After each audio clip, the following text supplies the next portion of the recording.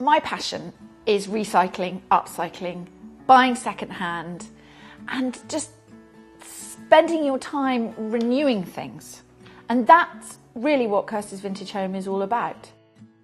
There's a great fashion at the moment for vintage, and you hear the word all over the place. So one of the things I wanted to do was explain a little bit about this mystery word, and just prove through examples with makes and crafts that in fact it's just about bringing old stuff, a lot of which isn't wanted by other people, into your home and creating a home which entirely reflects your personality.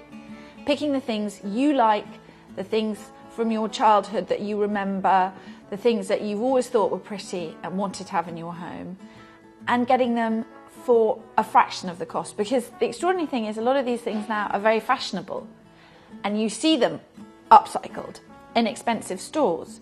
You can do all of that stuff yourself. One of the things I feel most passionately about is that making things, mending things, it makes you feel better about the world and about yourself. You know that feeling when you used to come home from school with something?